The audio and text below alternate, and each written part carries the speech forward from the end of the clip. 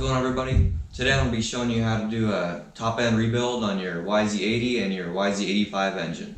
Alright, first step, just going to put some NICs in the dowel pins and put them in place. Now I'm just going to gently tap them in with the rubber mallet. Now I'm just going to put a little bit of Loctite in the threads.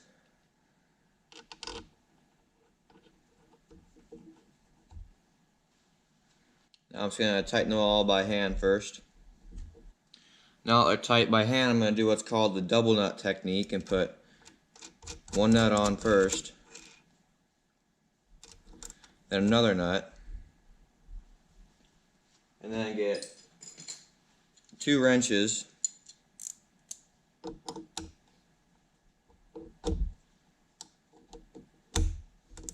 and tighten the nuts onto each other, and then just twist it in like that.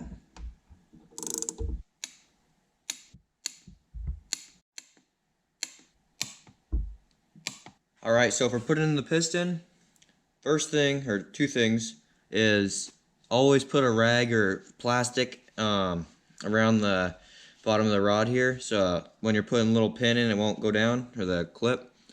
And another really important thing is to feel this inside here, make sure it's not scored, make sure there's no rocks or little dust or anything that'll cause engine damage down the line. Another really important thing is to take your wrist pin and your bearing here and make sure you get lots of oil on these. So once you get those nice and coated, I'll just set them right here. And get your piston, you can also put some oil in there too. Too much oil does not exist when putting together a 2-stroke. Okay, then you slide your piston on here. Oh shoot, don't forget this. That's important. Alright, now you can put that just partly in there like that, and then slide it on and push it through just like that. So you want to push it through just a little bit more than that little cutaway notch in there, because then you're going to need to put your clip in there.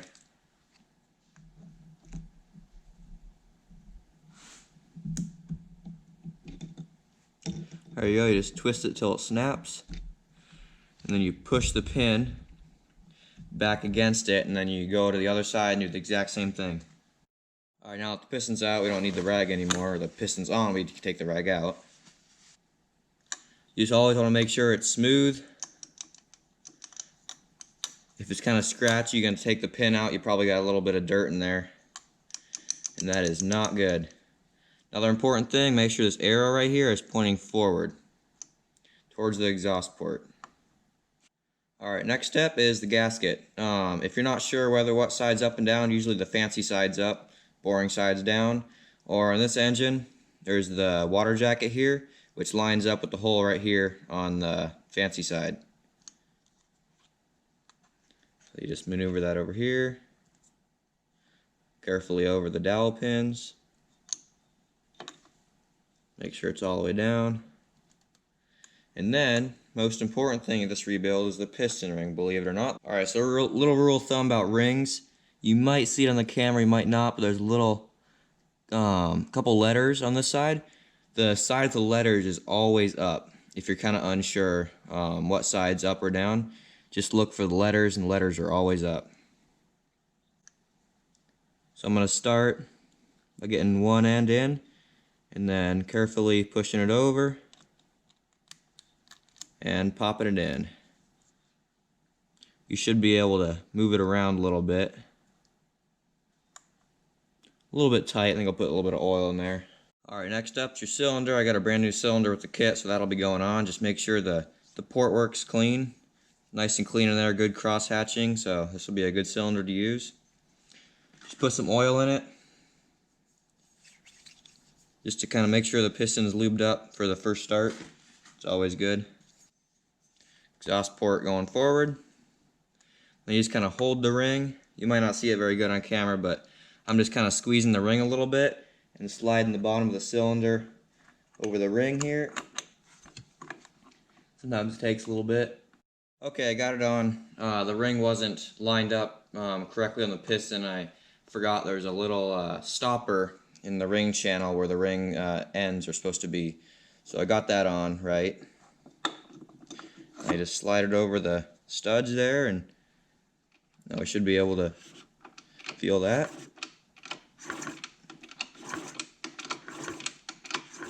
Feels pretty smooth. Just put a little bit more oil down there. Oh, careful you don't get any down the water jacket though. That won't be good.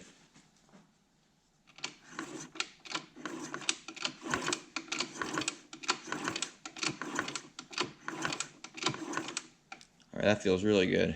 Alright, now I'm just gonna put the nuts on loosely. This kit comes with new nuts, which is really nice. The ones on here are getting kind of nasty. Get the other side here. Alright, now I'm gonna torque them to 20 foot-pounds.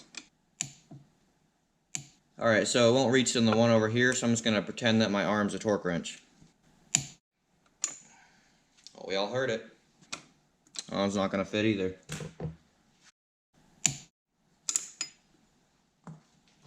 It will go on this one. Alright, it's all torqued. I just installed the studs and put the head O-rings in, and now I'm going to put the head on and torque it all down.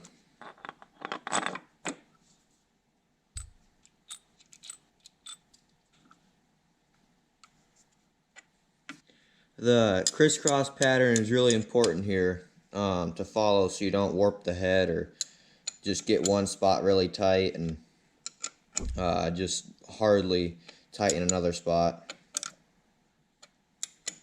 Every time I go back to these, it's looser than when I left them. Alright, it's probably ready to get torqued now. 22 foot-pounds. Going to do the crisscross with this first.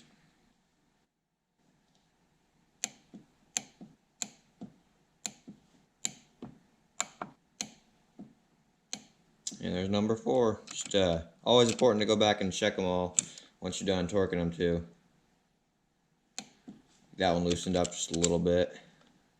Then you put your spark plug in. Always check, make sure the piston does not hit the spark plug when you're putting a new one in, just to make sure everything's all right. Feels good. Alrighty, got my OSHA approved coolant mixing bottle. Don't forget your coolant. You got to put that in too, or else you'll be find yourself referring back to this video here pretty soon.